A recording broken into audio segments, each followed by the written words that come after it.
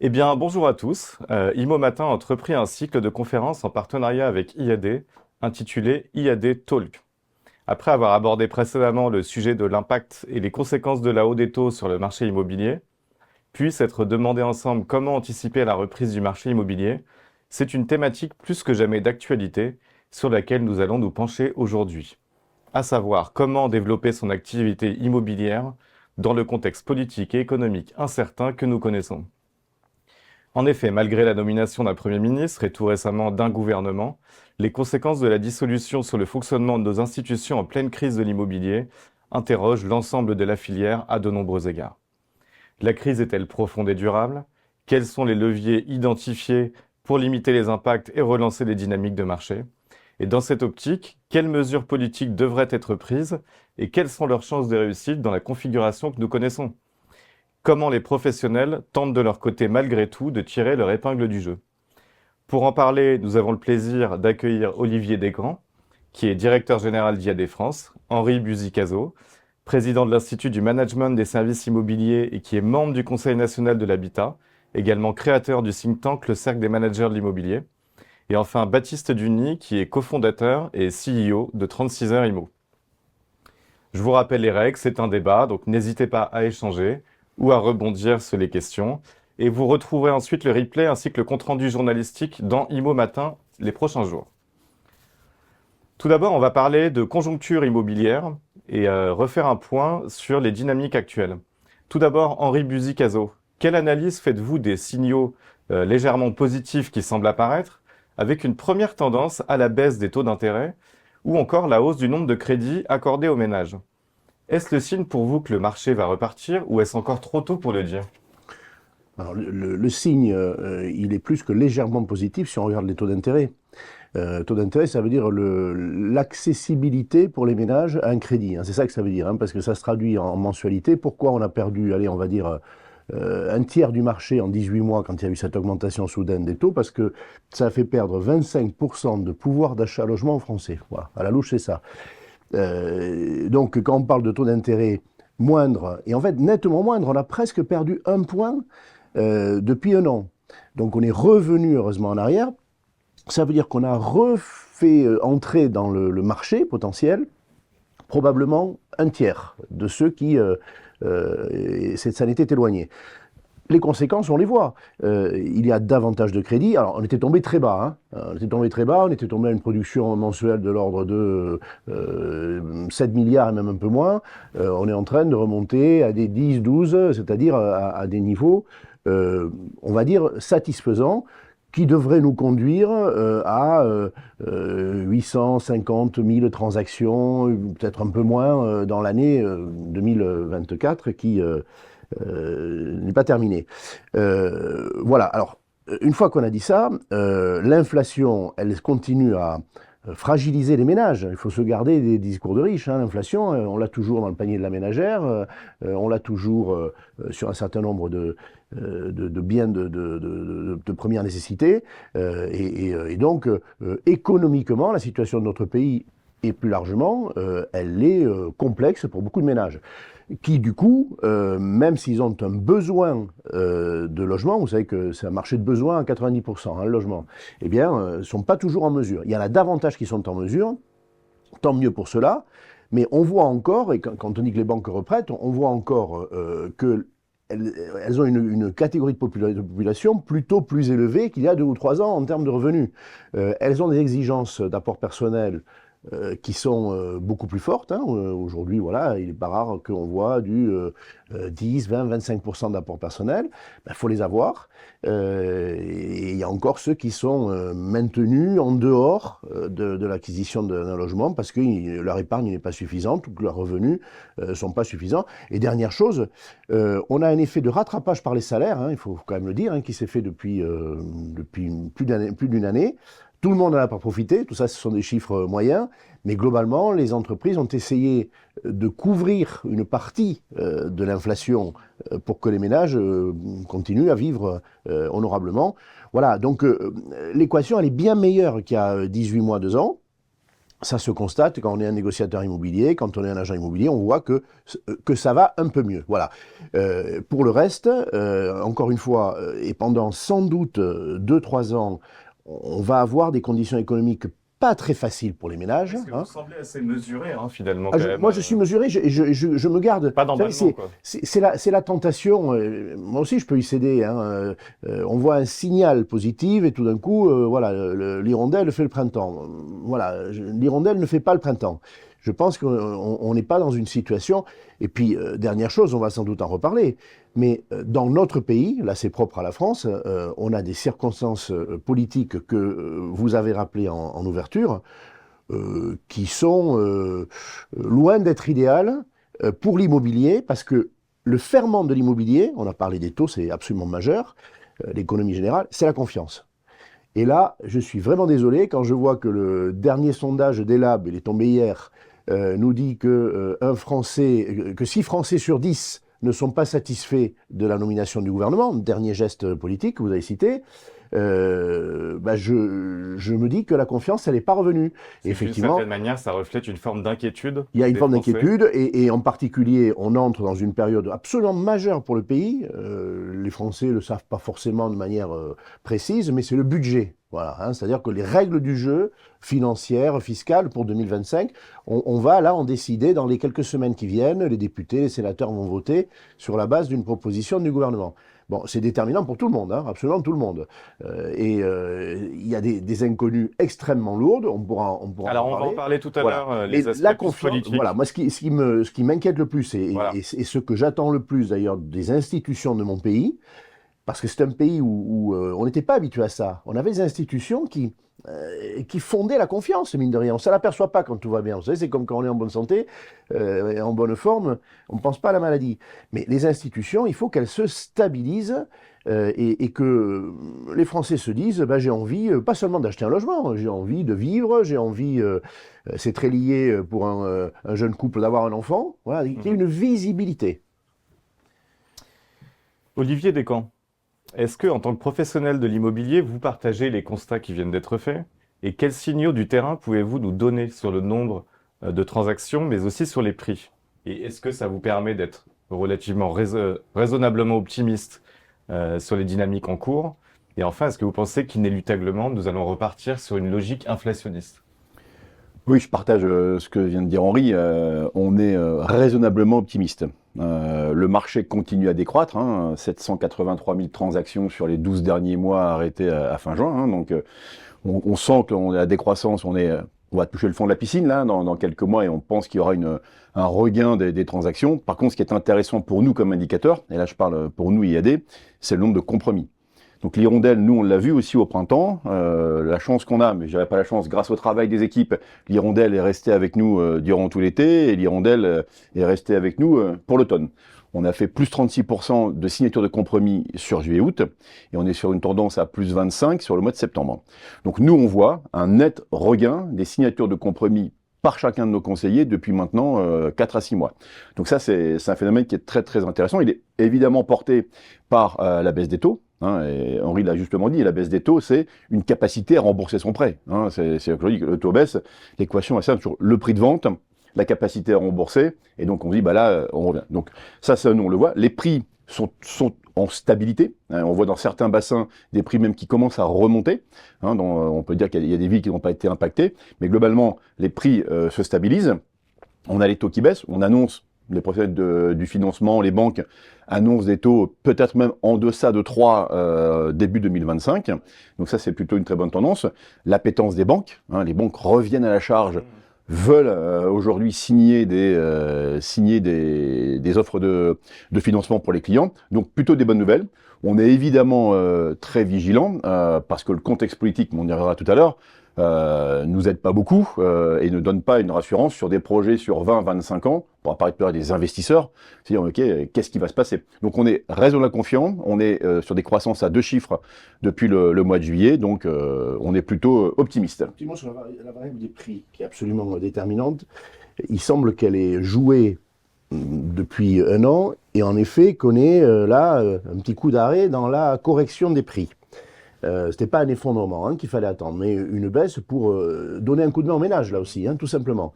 Et là, la baisse des taux, il fallait s'y attendre, elle a un peu l'effet d'empêcher la baisse des prix. Moi, je suis très clair sur la baisse des prix, mais je suis parce que les négociateurs qui sont sur le terrain, ils ont encore du mal à rapprocher l'offre et la demande en termes de solvabilité. Il faut que cette correction des prix se poursuive sur beaucoup de marchés. Après, il faut voir de manière très micro. Mais ça, c'est un point très, très, très important. C'est une variable d'ajustement déterminante pour que les volumes puissent rester à un bon niveau, voire repartir. Vous faites une transition parfaite pour interroger Baptiste Duny. D'abord, si vous pouvez nous présenter 36 Heures IMO, nous expliquer un petit peu le concept de votre entreprise. Et puis ensuite, on discutera du sujet de la conjoncture économique avec vous, si vous le voulez bien. Avec plaisir, et merci, je suis ravi d'être ici ce matin. 36 Heures IMO, c'est le pionnier et leader de la vente interactive en France. On aura l'occasion de définir ce que c'est la vente interactive, mais c'est souvent assimilé à un concept d'enchère qui permet de reconnecter les acquéreurs aux vendeurs. Et c'est tout le sujet de ce matin. Et donc 36 Heures IMO accompagne depuis plus de 15 ans des professionnels de l'immobilier, au départ des notaires, puis des agences, des mandataires, avec ce concept d'enchère. Donc justement, vous, à travers le site internet 36 Heures IMO et donc cette plateforme d'échange, si on peut appeler ça comme ça, est-ce que vous ressentez déjà, pareil, ce petit frémissement dans un nouveau départ du marché immobilier?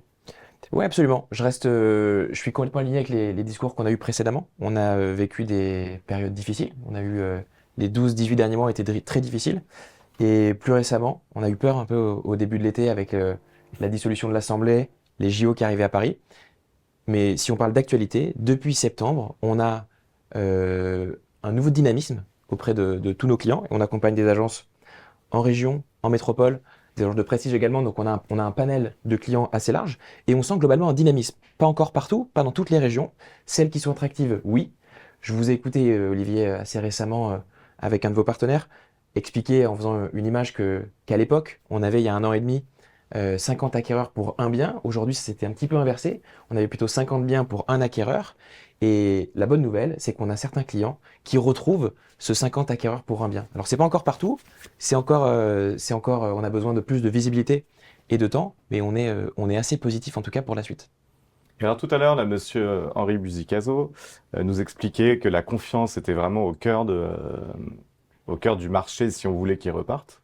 Et vous parliez de la question du bon prix, de comment on arrivait à ce prix, ce croisement un peu des courbes pour arriver à quelque chose d'acceptable pour tout le monde. C'est un petit peu le concept que vous défendez à 36 Heures IMO, Oui, avec c'est les enchères, la plateforme d'enchères. C'est notre raison d'être, c'est pour ça qu'on existe. On sait que tout le monde n'est pas encore partisan de ce projet-là, mais déjà c'est une initiative, on l'a créée en France, mais c'est un projet qui est aujourd'hui mondial, européen. Ce système d'enchères ou d'appel d'offres est déjà le standard dans pas mal de pays d'Europe, dans les pays scandinaves, en Suède, en Norvège, au Danemark. Plus proche de chez nous, au UK, il y a une boîte qui s'appelle I Am Sold, qui accompagne plus de 10 000 agences sur ce système d'enchères. Ça arrive en Belgique, il y a une grosse entreprise qui s'appelle Bidit, en Suisse, en Irlande. Donc c'est un phénomène européen. En France, il y a une vingtaine d'acteurs qui se mettent à la vente interactive, à la vente aux enchères. On en est le pionnier leader, mais il y en a d'autres qui font ça aussi, parce que ça se développe, et c'est quelque chose qui permet finalement de redynamiser des ventes, de vendre plus cher que le prix de réserve, on aura l'occasion d'entrer dans le détail, mais en tout cas, la vente interactive, c'est finalement un baromètre qui sert d'outil aux agents immobiliers pour définir le bon prix de marché à un moment T. Effectivement, sur une période qui est compliquée, la vente interactive va énormément servir à faire entendre la réalité d'un bien à un vendeur qui a souvent du mal à se dire que son bien peut valoir moins 5, moins 10, moins 15, moins 20% que précédemment. Et sur un marché qui est inflationniste, porteur, où les prix font que grimper, et en mettant en concurrence plusieurs acquéreurs sur un bien, on est dans les meilleures dispositions pour en obtenir le meilleur prix possible. Dans une logique courte, en fait, c'est la promesse des 36 heures. Absolument. Alors on ne vend pas exactement en 36 heures, puisque les professionnels de l'immobilier qui nous regardent le savent, il y a du travail qui doit être fait en amont, et on ne remplace pas l'agent, on est là pour l'accompagner, mais il y a tout un travail d'accompagnement, de visite, de suivi de projet. Mais effectivement, notre concept, c'est que pendant 36 heures, on a une plateforme qui est ouverte, un peu comme eBay, pour ceux qui connaissent, sur laquelle des acquéreurs peuvent faire des offres progressives pour avoir le meilleur prix possible sur un bien. On y reviendra un petit peu plus en détail tout à l'heure, mais revenons au contexte politique et aux propositions législatives qui pourraient permettre d'accompagner cette relance et de relancer les dynamiques de marché. Je me tourne vers Henri Buzicazo.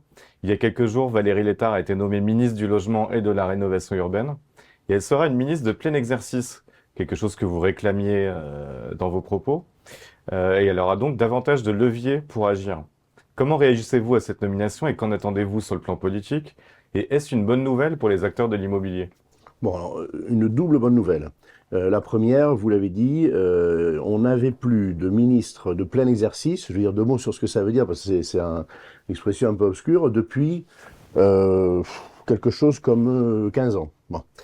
Un ministre de plein exercice, c'est quelqu'un qui a un accès à Matignon direct, qui ne dépend pas d'un autre ministre, qui va déjà trier en ses propositions, etc., mais qui directement s'adresse à Matignon et à l'Élysée. Bon.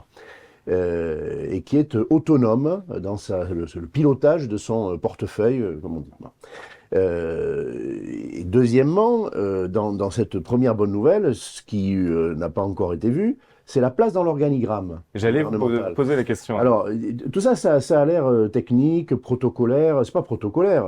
Ça a des conséquences protocolaires. Vous savez, dans la tribune du 14 juillet, si vous êtes Premier ministre, vous êtes, etc., etc. Bon, là, c'est une question de priorité politique. Ça, c'est le spectacle. Voilà. Mais ça veut dire que la ministre du Logement et de la Rénovation urbaine aujourd'hui, elle est au milieu de l'organigramme gouvernemental. On a 39 ministres. Voilà, alors, au milieu, bon. Mais elle est dans les 20 premiers. Depuis 7 ans, depuis que le président Macron est à l'Élysée, les ministres en charge du logement, qui n'étaient pas de plein exercice, on a même eu un secrétariat d'État, étaient derniers ou avant-derniers dans l'organigramme ministériel, gouvernemental. Ça veut dire quelque chose. Ça veut dire que symboliquement, on n'accordait pas à ce dossier l'importance qu'il a, et on voit aujourd'hui qu'il l'a. Hein, les ménages ont du mal à trouver les réponses logement qu'ils cherchent. Il y a 2 700 000 demandeurs de logements sociaux, voilà, faut pas c'est un record hein, absolu. En 6 mois, on en a pris 100 000 de plus. Bon, voilà, c'est un signe, il y en a beaucoup d'autres. Les jeunes ont du mal, les jeunes ménages ont du mal, les étudiants, bon. On en a pris la mesure, c'est ça que ça veut dire. Et ça veut dire que dans les arbitrages budgétaires, c'est ça le protocole, vous pesez ce que vous êtes dans la liste des ministres. Si vous êtes dans les premiers ministères, eh bien, vous avez plus de chances d'avoir une allocation budgétaire, des crédits, de l'argent. Et de gagner des arbitrages. Si vous êtes dernier. Vous êtes dernier, vous n'en avez juste aucune. Voilà. Et de gagner des arbitrages. Donc, ça, c'est... Deuxièmement, le choix de Valérie Létard. Bah, écoutez, moi, je vais aller très loin, sans faire offense aux autres ministres, hein, c'est pas l'idée. Je pense que c'est le meilleur choix gouvernemental, c'est-à-dire la meilleure correspondance entre le portefeuille, l'enjeu du logement, de la rénovation et la personne. Elle connaît très bien tous ces sujets. Elle a une grande qualité, moi j'avais mis ça dans le portrait robot, c'est une hyper connaissance des collectivités locales. Elle a été élue de tous les niveaux de collectivités locales, absolument tous. Une connaissance parlementaire, là elle venait d'être élue députée, mais elle a été sénatrice, vice-présidente du Sénat. Voilà, une connaissance exemplaire des rouages législatifs, et elle a été 2 fois secrétaire d'État, pas ministre, mais elle a été dans 2 gouvernements. Donc une expérience politique extrêmement forte, une sensibilité sociale, c'est une femme du Nord. Proche de Jean-Louis Borloo. Alors très proche de Jean-Louis Borloo, tout ça, voilà. Hein, beaucoup disaient, j'en faisais partie, tiens, pourquoi pas le retour de Jean-Louis Borloo pour le logement. Alors c'est pas Jean-Louis Borloo, mais c'est une disciple, voilà, hein, il y a quelqu'un de très proche. Elle était assistante sociale à ses débuts. C'est important, vous savez, le parcours des personnes. Il ne faut pas croire que, voilà, on est fabriqué par son parcours. Tout ça, c'est formidable. Alors, après, est-ce que de cela, il faut attendre des miracles? Elle a dit hier au congrès HLM, je n'ai pas de baguette magique. Donc, on n'est pas dans le miracle. Hein. On n'est pas dans la magie, et dans la magie budgétaire. Parce Alors on reviendra sur les propositions voilà, plus en détail dans un deuxième temps. Elle va être de toute façon corsetée par la situation budgétaire de notre pays. Alors pas de miracle. Pas de miracle. Pas de miracle, mais quelqu'un de compétent, de volontaire, qui sait ce que c'est qu'un ménage qui en bave pour trouver le bon logement avec le conseil d'un négociateur IAD, voilà, j'ai dit. Donc tout ça, c'est très bien. Après, on pourra parler de ces marges de manœuvre et de ce qui est souhaitable et de ce qui ne l'est pas, parce qu'il ne faut pas non plus... Olivier Descamps. C'est vrai, je partage avec Henri que c'est une bonne nouvelle. D'abord, c'est une fille du Nord, donc c'est déjà un bel atout. Comme toi. Exactement. Merci. Mais tu l'as pas dit pour ça. Je l'ai pas dit pour ça. Et non, on pourrait juste avoir un petit regret.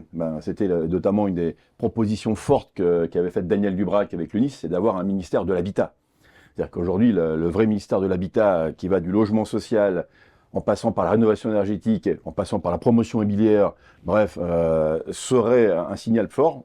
Là, c'est un signal positif. Le vrai grand signal, c'est un ministère de l'Habitat qui prendrait plus large et qui prendrait toutes les problématiques, parce que là, aujourd'hui, on a la rénovation énergétique, on en parlera peut-être tout à l'heure après, hein, sur nos demandes ou nos sollicitations. Mais en tout cas, c'est une bonne nouvelle. On aura pu faire un step supplémentaire avec le ministère de l'Habitat. Tout à fait vrai. Et est-ce que vous pensez que une nomination qui est susceptible d'être accueillie positivement peut accompagner des dynamiques de marché, ou vous pensez que c'est totalement décorrélé? Non, ce qui va accompagner le marché, c'est les propositions qu'elle va faire et ce qu'elle va mettre en œuvre. Parce C'est qu'on qu'aujourd'hui- parlait tout à l'heure de confiance quelque part. Si Oui, mais il y a une confiance, mais aujourd'hui, je dirais le vendeur, l'acquéreur, c'est très très loin de il est lui. sur des réalités de terrain. Il y a réalité de terrain, c'est est-ce que je vais pouvoir me payer la maison que je souhaite? Est-ce que j'aurai le crédit que j'ai demandé? Toi, on parlait tout à l'heure dans les petits conseils qu'on peut donner à ceux qui nous regardent.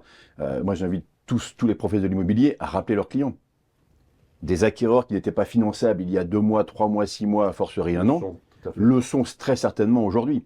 Donc ceux qui ont dû abandonner leur projet, moi j'invite tous les pros qui nous regardent à les rappeler. Il y a forcément des opportunités là. Donc aujourd'hui, je dirais que la nomination, non pour les vendeurs acquéreurs, peut-être pour les professionnels qui regardent ça voilà, on a, comme le dit Henri, on a quelqu'un de sérieux avec un périmètre défini, ministre de plein exercice, c'est intéressant. Maintenant, ce qu'on attend, nous, c'est les propositions. Et on a 4 ou 5 demandes fortes qui avaient d'ailleurs Alors, été on va en parler. proposées durant la campagne. Hein. Est-ce qu'elles seront tenues ou pas? On en On parle va en après. parler. Baptiste Duny, juste au niveau de la nomination, est-ce que vous pensez que ça peut avoir un effet un peu déclencheur sur le marché? On pense que c'est une bonne chose d'avoir une nomination. On avait besoin de quelqu'un, ça va donner de la visibilité. Donc on attend aussi les mesures, mais ça va donner de la visibilité et de la stabilité. Après, est-ce que ça aura un impact direct sur le quotidien des professionnels? Je suis pas encore convaincu, mais en tout cas, on est content qu'il y ait une nomination.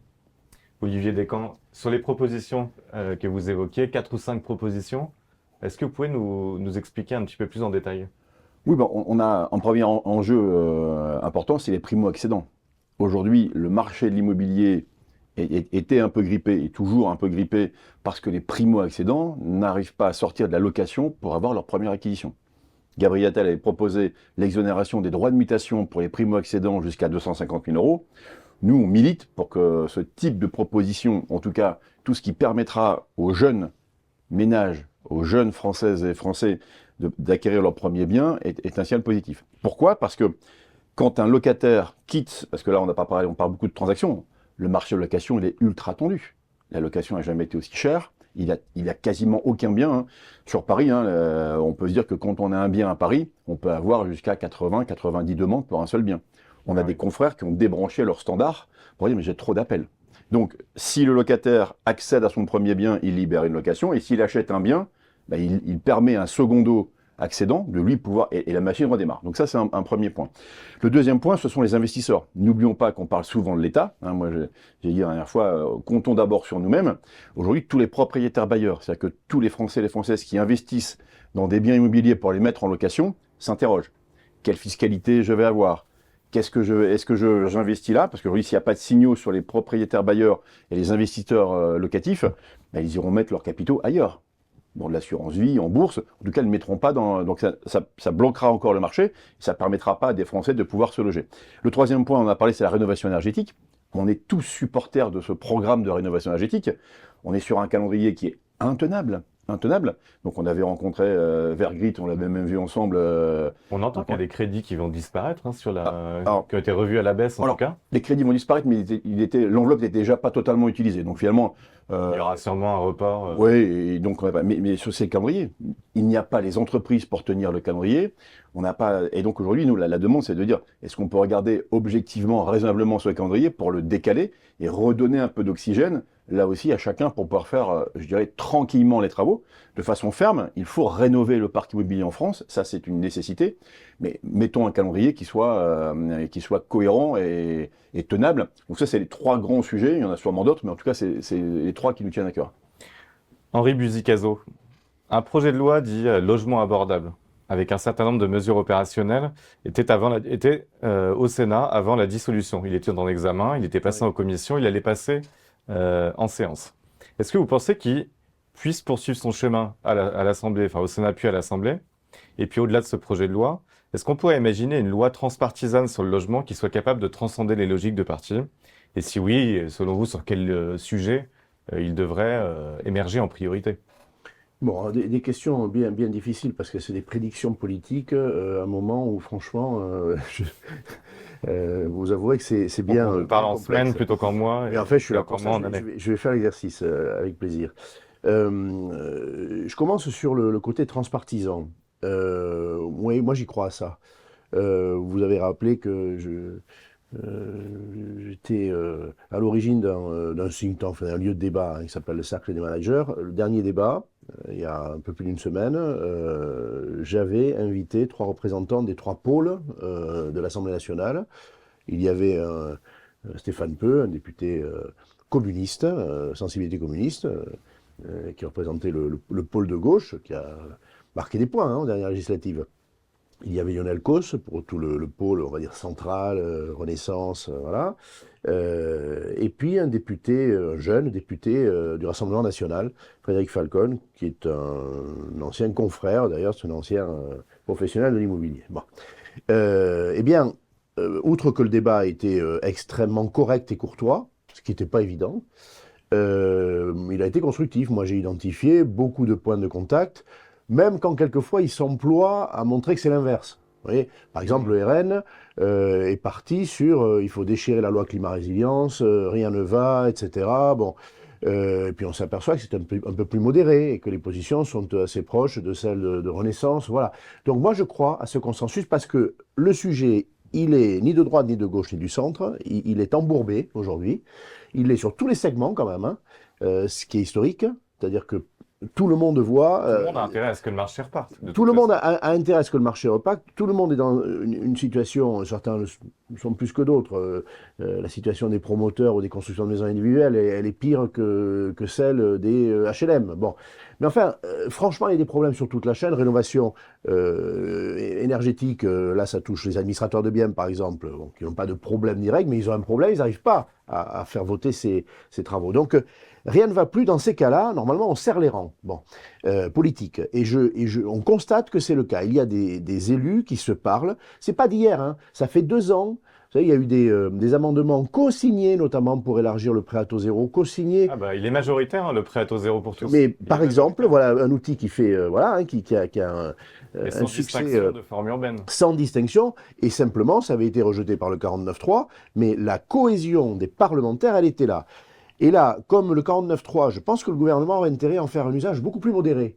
Hein, parce que les Français vont trouver qu'ils ont une Assemblée nationale, ils ont voté, ils aimeraient bien que les députés puissent se faire entendre. Donc moi, je crois qu'ils vont se faire entendre, ces députés, sénateurs aussi, de manière assez concertée, sur quelques grandes mesures. Pas sur tout, c'est évident. Ça, c'est le premier point. Je suis optimiste là-dessus. Deuxièmement, une grande loi de programmation, une loi... Et est-ce qu'on va ressortir le projet Kasbarian ?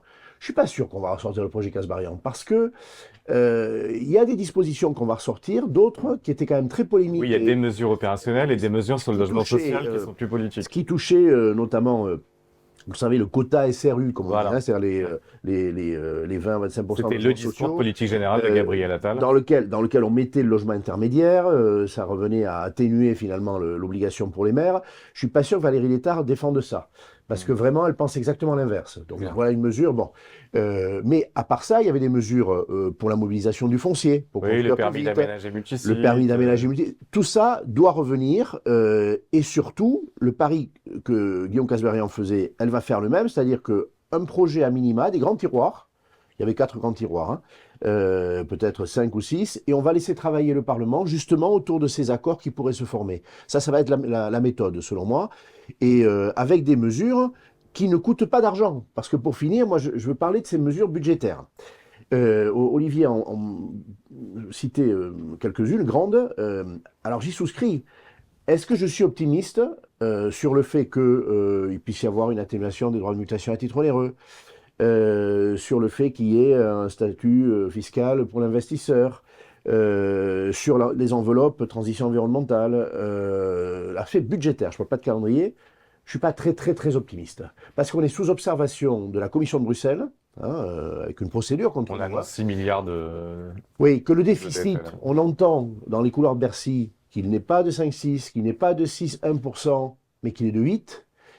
Je crains fort que, on nous dise, vous savez, c'est comme quand des nouveaux dirigeants arrivent dans une entreprise, ils font un audit, et alors, là, c'est ce qui va se passer avec la nouvelle équipe, qui va nous dire, écoutez, on a bien regardé, c'est pas ce qu'on vous avait dit. Bon, Bruno Le Maire, il sera à Lausanne, en train de faire des cours, donc on ne pourra plus aller le rechercher.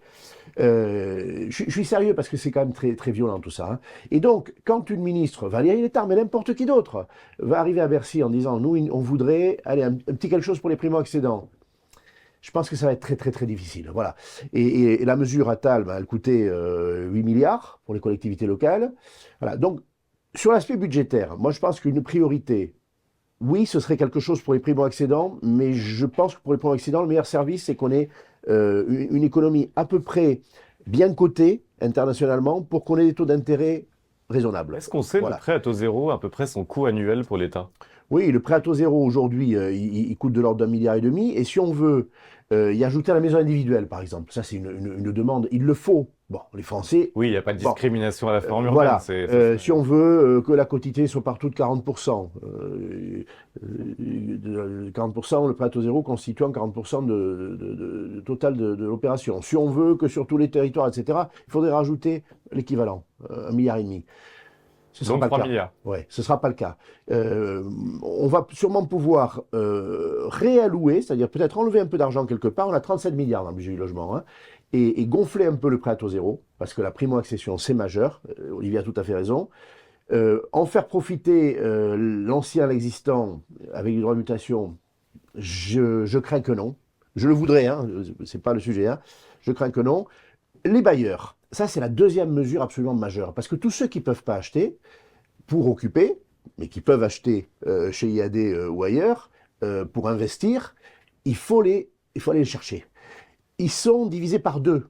Dans l'ancien, dans le neuf, avec la fin du Pinel, n'en parlons pas, on a perdu les 4/5e, mais dans l'ancien, ils sont 2 fois moins nombreux.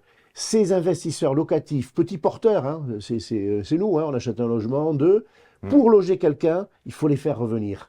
Et là, ça ne coûte pas, parce que si on prend tous les dispositifs existants, des niches comme on dit, hein, on les simplifie. Moi, je suis favorable à quelque chose de beaucoup plus simple. Dans le Code général des impôts, pas une niche. Peut-être un système d'amortissement, variable selon le loyer qu'on va consentir, variable selon les travaux qu'on va engager pour rénover. Voilà.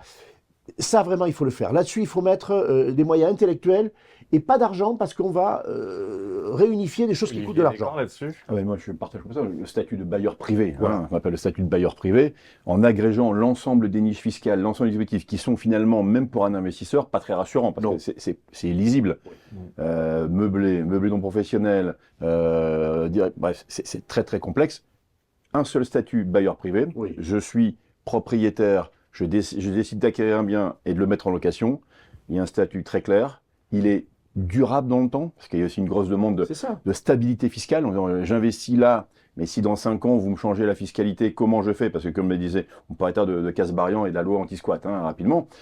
Aujourd'hui, quand j'ai investi et que mon loyer paye tout juste, où je suis encore un peu de ma poche pour rembourser le prêt pendant 15 ans, 20 ans ou 25 ans, hein, c'est ce que font la majorité des petits propriétaires bailleurs, Ouais. il va être rassuré, parce que si au bout de 2 ans ou 3 ans, il se retrouve avec 300 ou 400 euros à devoir rembourser, il n'y arrive pas. Donc ça, le statut de bailleur privé, pour permettre aux investisseurs de revenir dans un cadre favorable, mais surtout lisible et durable dans le temps, ça c'est aussi très Des important. priorités. Bien sûr. Baptiste Duny. Oui, parce que d'ailleurs, on oublie, là on parle d'immobilier, il y a tous ceux qui n'arrivent pas à se loger. Bien sûr. Notre métier, c'est aussi de permettre aux Français de se loger. Il y a tellement de gens qui ne trouvent pas de logement. On l'a vu dans une enquête très récente, hein, on décale les naissances d'enfants.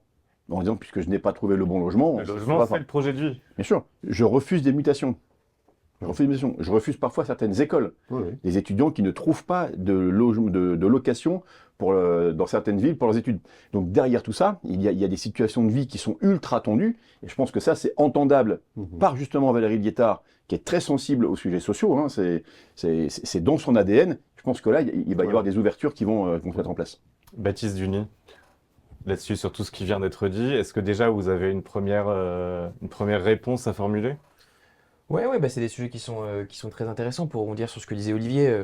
On est passé sur le marché de la transaction, 1,2 million à 800 000, moins 30% de transactions.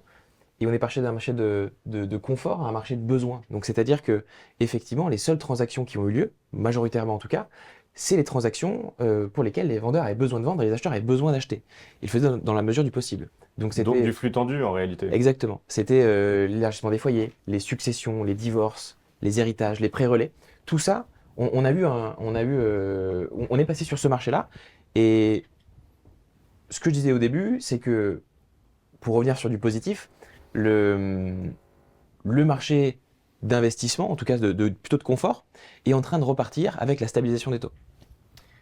Peut-être au-delà de ces mesures budgétaires et politiques qui sont aussi toujours à prendre avec des pincettes, parce qu'on a quand même du mal à lire l'avenir, peut-être que vous, à 36 heures IMO, vous auriez quelques idées à proposer sur comment on peut déverrouiller le secteur.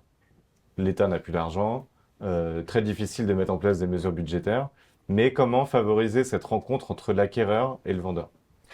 Voilà, on revient un peu du coup, on va reparler un peu de notre solution, mais l'objectif était pas que là. Mais effectivement, nous, ce qu'on connaît, c'est qu'on a des gens, et c'est notre raison d'exister, c'est qu'on a des gens qui viennent nous voir, parce que justement, ils ont ces problématiques-là. Ils ont des biens qui sont usés sur le marché pendant 6 mois, 8 mois, 1 an, 2 ans, sur lesquels ça coûte de l'argent de les mettre sur les portails leaders, c'est notre actualité, mais qui continuent d'augmenter leur prix, sur lesquels il ne se passe plus grand-chose. D'autres sur lesquels ils ont aussi besoin de solutions, sur les biens qui sont surestimés, sur les biens où on a des vendeurs qui sont pressés. Et donc, notre méthodologie aide à reconnecter les vendeurs avec les acquéreurs.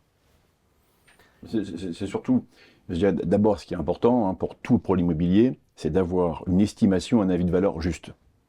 Le bon prix, le bon prix. Le bon prix. On sait qu'aujourd'hui, ce qu'on appelle les biens usés, c'est-à-dire que quand on prend un mandat avec un prix trop élevé, il reste pendant des mois à la vente. Le temps que le prix arrive au niveau auquel il devait être au départ. Et non, parce que 85% de ces biens-là se vendent en deçà de l'avis de valeur qui a été donné par le professionnel. Exactement. C'est-à-dire qu'un bien, qui a un produit, un immeuble, qui n'est pas mis en vente au démarrage au bon prix, surestimé, parce qu'on n'a pas réussi à faire entendre raison au vendeur, parce qu'il reste sur une estimation, parce qu'on a toujours le voisin qui a vendu un peu plus cher il y a 5 ans, bref, ce bien-là reste à la vente, malgré les efforts de nos conseillers, de tous les conseillers, de dire regardez, avis de valeur, il y a des visites sur votre annonce, mais il n'y a pas d'offre, le prix pose un problème. Et finalement, parce qu'il y a une situation d'urgence, type divorce, type mutation ou besoin de rentrer de l'argent, à la fin, je dirais quelque part, le vendeur cède. On dit ok, au bout de 6 mois, je vous entends. Mais finalement, le prix est inférieur parce que les acquéreurs ont vu depuis des mois et des mois un bien à la vente. Et là, il y a un problème. Il y a un loup, comme on peut le dire trivialement.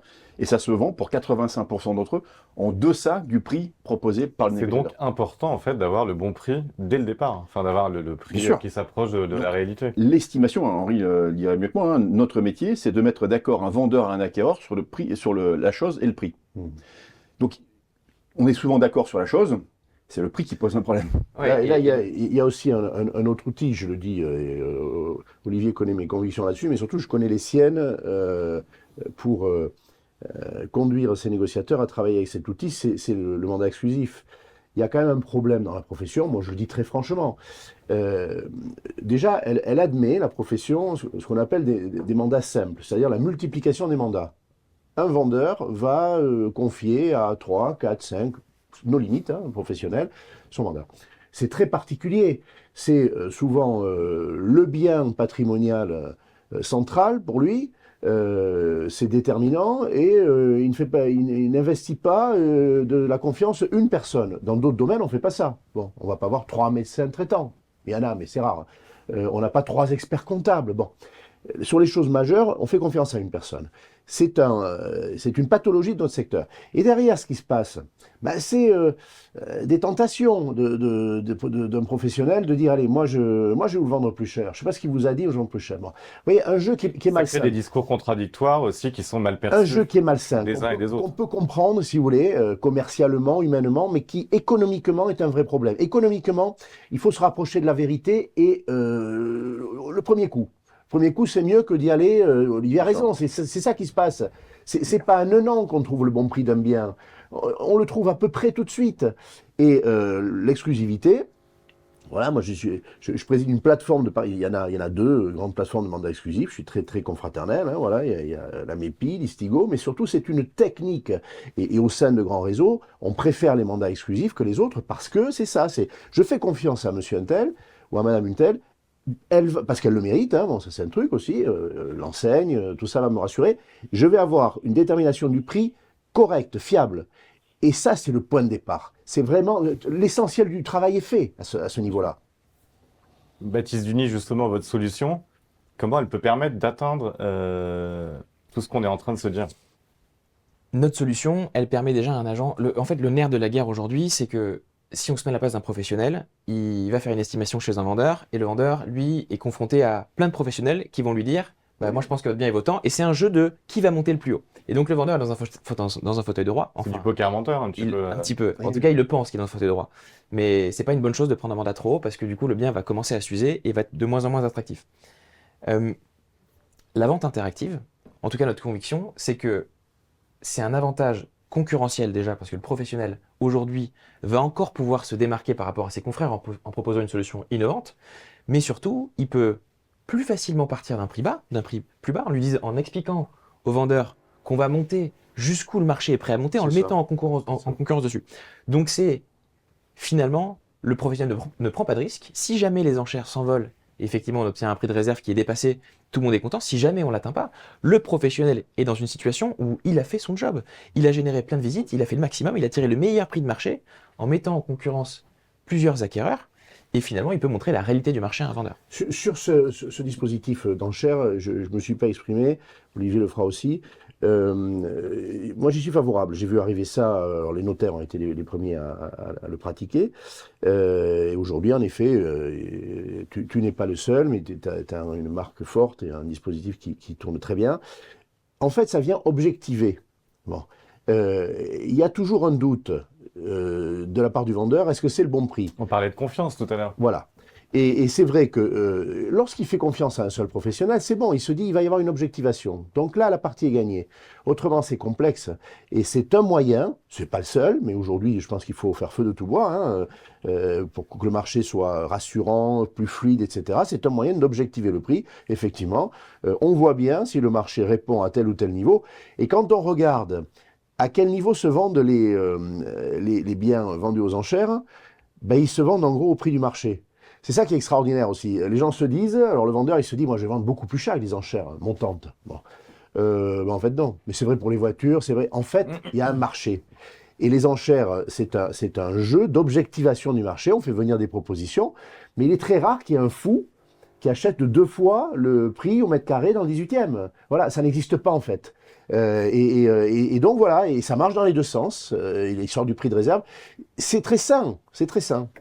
En fait, Henri a raison, hein, c'est que ce qui est majeur, c'est la qualité du conseil du professionnel. Ouais. L'estimation. Tout à l'heure, on parlait de différentes mesures, nous on peut rajouter une autre, hein, qui est celle de continuer à faire de l'open data, d'ouvrir les données des notaires, par exemple, à l'ensemble de la profession pour qu'on ait le plus d'informations possible pour apporter le meilleur service à nos clients. Donc, le nerf de la guerre, c'est une estimation, un avis de valeur le plus juste possible. La seconde, c'est refuser les mandats, de clients qui veulent vendre trop cher. Parce que sinon, le process se décrédibilise. Il faut du courage, hein. Il faut être courageux.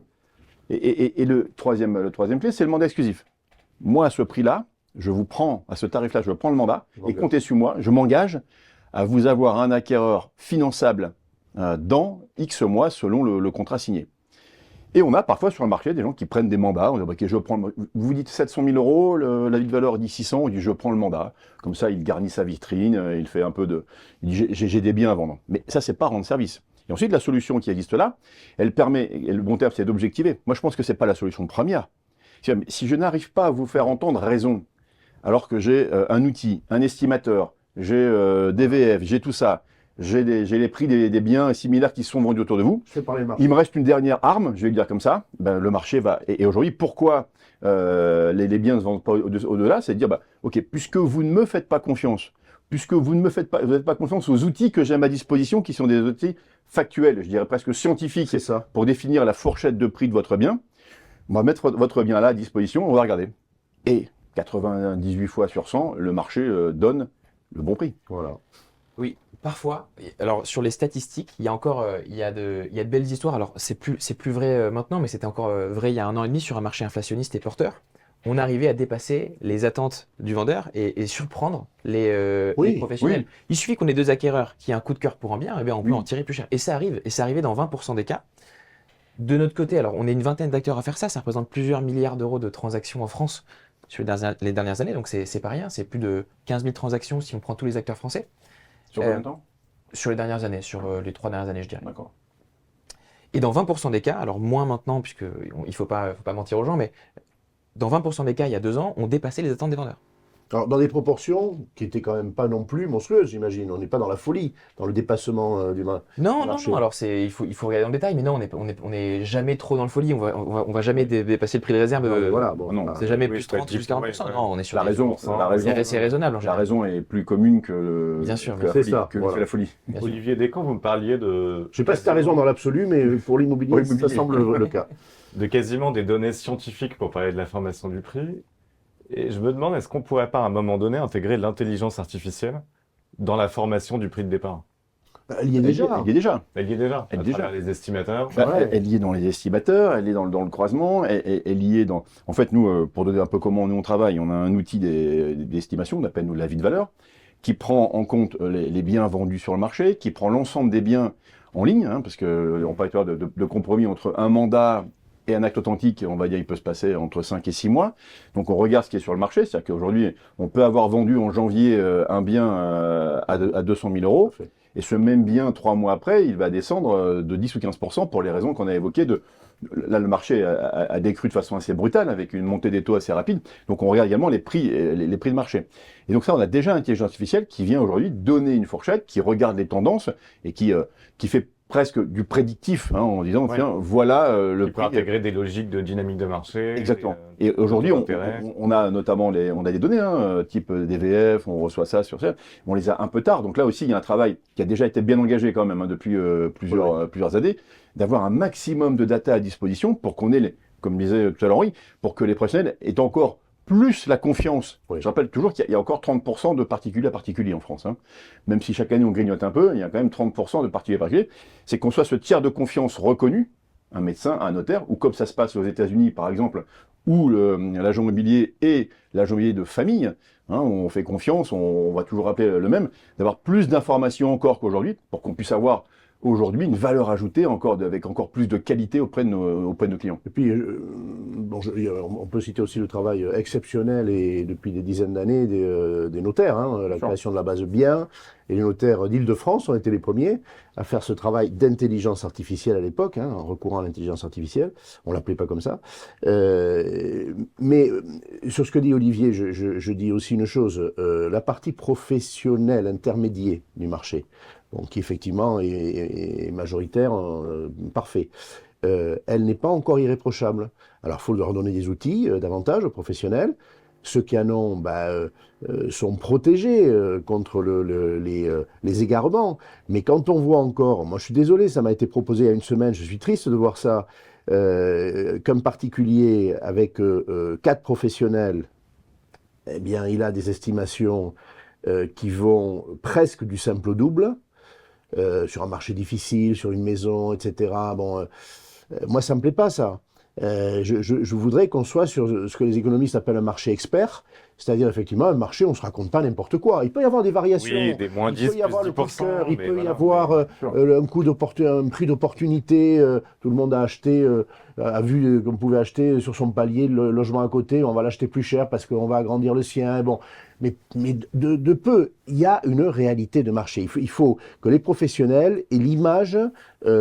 Ouais, presque de la scientificité et que ça donne envie, de la confiance envers les professionnels. En fait, Voilà. on soit ni dans un marché des bonnes affaires, ni dans un marché Oui, spéculatif. la notion de bonne affaire, moi je vais vous dire, j'ai quelques amis, quand on parle d'immobilier, ils ont toujours en tête la bonne affaire. Bon, moi je ne sais pas ce que c'est. Bon, je sais ce que c'est une mauvaise, j'ai une idée, mais la bonne affaire, si vous voulez, au détail près, la bonne affaire. On a tous un jour acheté un peu mieux, un peu moins cher, on a négocié. Mais globalement, il y a une réalité de marché. Et aujourd'hui, on parle tout à l'heure de l'open data DVF qui permet, aujourd'hui, tout le monde peut savoir le prix du bien de son voisin. Totalement. Donc aujourd'hui, celui qui a des estimations, on a aujourd'hui, on a un baromètre qui sort tous les mois, qui s'appelle les prix de l'immobilier. Donc aujourd'hui, celui qui veut acheter regarde le prix moyen. Alors évidemment que le prix moyen n'est qu'une moyenne. Hein, entre une maison à rénover et une maison rénovée, les prix évoluent, mais on n'a pas des écarts de 50%. Donc aujourd'hui, la connaissance des vendeurs et acquéreurs des prix de marché, elle est devenue très très commune. Donc ce marché monte en compétence aussi par le partage d'informations des professionnels. Et un point très important que vient de souligner Olivier, la question de la vertu énergétique ou de la faiblesse énergétique environnementale d'un logement, le DPE, le classement. Ça, par exemple, c'est une donnée que les négociateurs ont appris à intégrer et que l'intelligence artificielle est en train d'intégrer aussi. La même maison, classée G, classée C, elle n'a pas le même prix. Voilà, c'est très très clair. C'est pas facile de voir dans quelle mesure, dans quelle proportion, mais on sait qu'il y a un véritable impact. Et ça peut aller, les notaires ont été les premiers à faire cette étude aussi, jusqu'à l'illiquidité du bien. C'est-à-dire qu'une maison classée G dans un endroit en déprise économique, allez la vendre aujourd'hui. Elle n'est pas vendable, donc il va falloir y engager des travaux ou faire une grosse réflexion sur le prix, mais c'est une grosse variable ça. Donc là, par exemple, sur cette catégorie de DPE, hein, de logement et classement DPE, nous on apporte les prix moyens, les taux de négociation constatés et les délais de vente. Parce qu'on parle de prix, on parle aussi de délais de vente.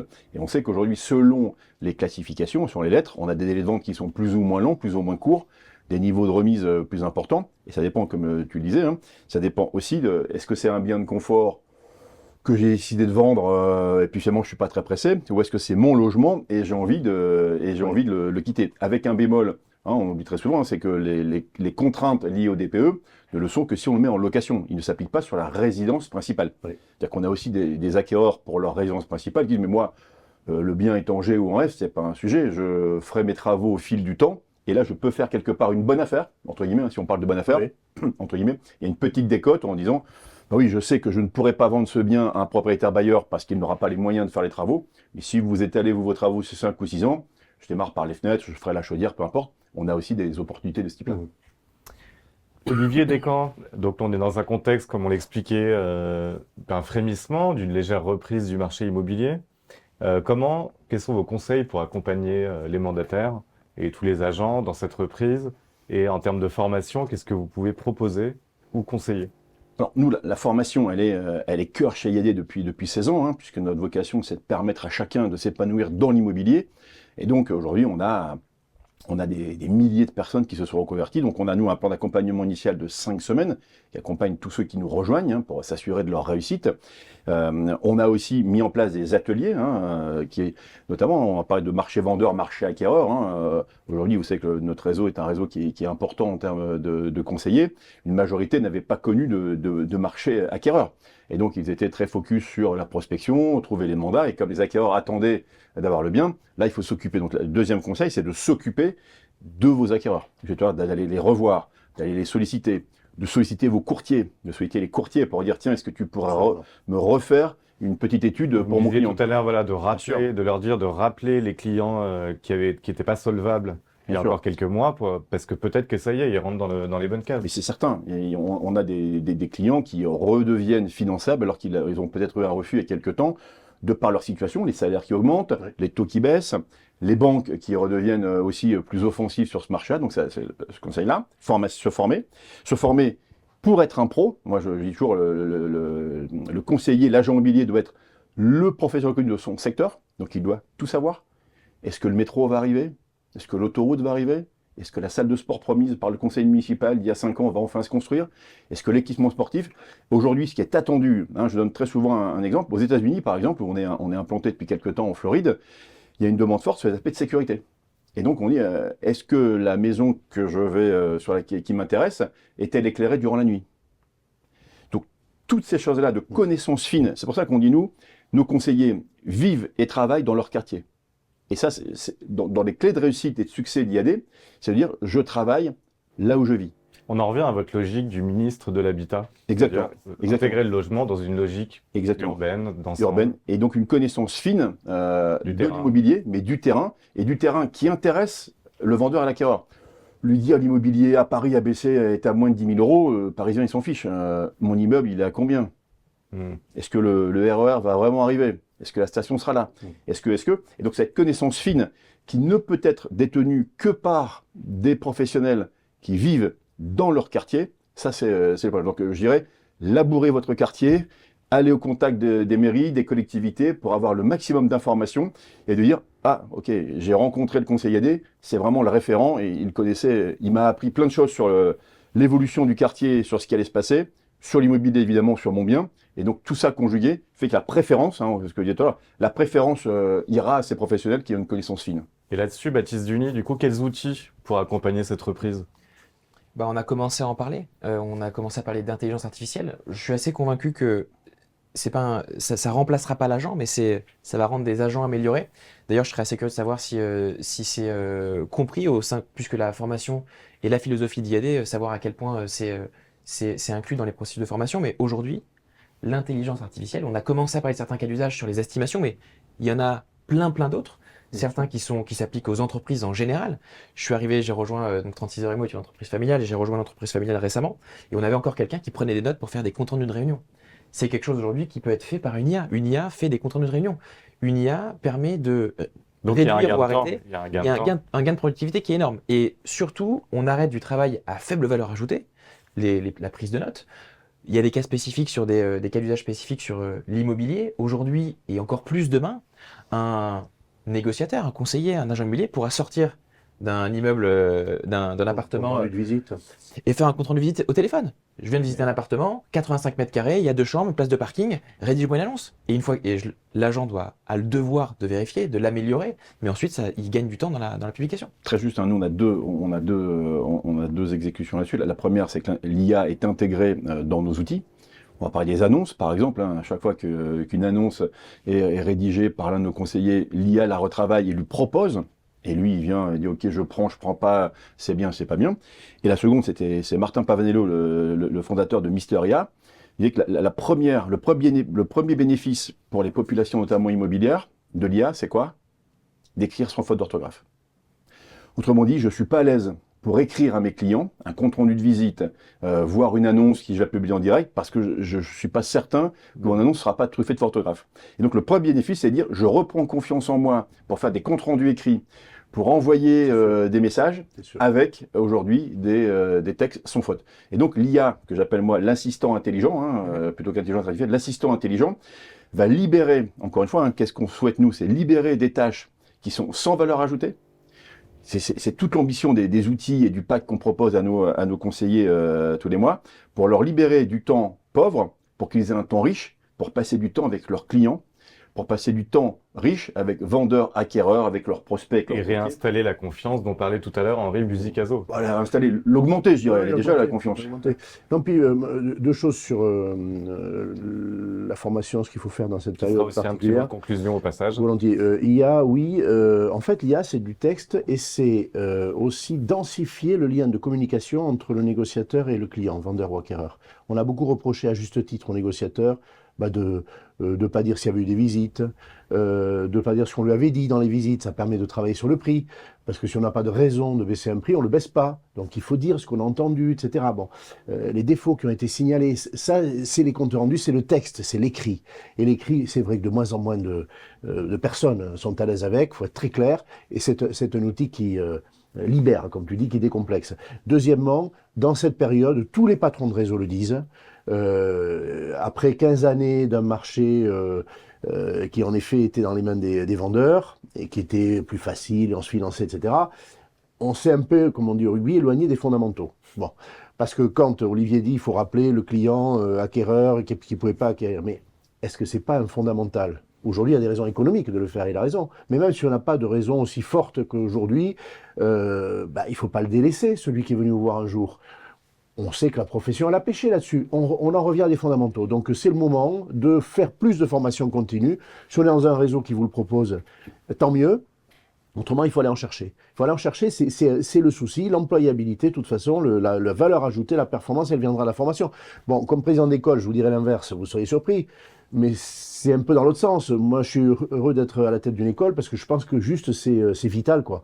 Formation continue, obligatoire ou pas, hein, c'est triste qu'il ait fallu la rendre obligatoire. Voilà, je vous le dis comme je pense. Et formation initiale, ben, j'ai fait la rentrée de l'IMSI Paris hier. Moi, je suis content parce que les jeunes ou les moins jeunes, les plus seniors, ne sont pas dissuadés par les circonstances économiques de venir faire de l'immobilier, et même de la transaction. Donc ça me fait plaisir. C'est intéressant, toi, quand on posait la question des indices de confiance et des signaux de confiance, pendant quasiment 14 à 16 mois, hein, on a vu une réticence. Il y avait quelque part un immobilier bashing. Bien sûr. Les taux Ouais, sont tout à fait. élevés.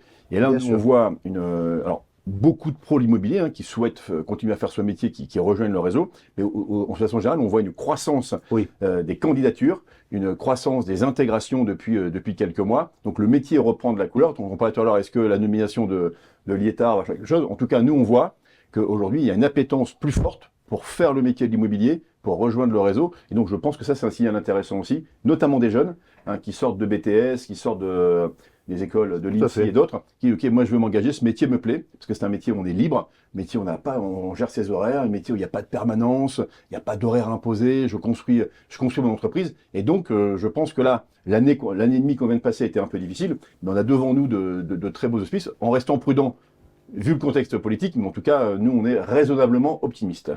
Finalement, on a commencé nos échanges avec un enthousiasme que vous avez tous cherché un peu à modérer. Ouais. Mais moi, quand je vous écoute parler, j'ai quand même l'impression que, avec les outils qui sont déployés, finalement, être agent immobilier aujourd'hui, c'est hyper motivant. C'est un métier dans lequel il faut aller. Et l'immobilier des prochaines années a finalement beaucoup d'atouts, en espérant que le politique va suivre ces prochaines semaines. Nous verrons bien. En tout cas, merci beaucoup à tous pour cette émission. Je vous rappelle que vous pourrez retrouver ensuite le replay ainsi que le compte-rendu journalistique sur Imo Matin dans les prochains jours. Merci à tous.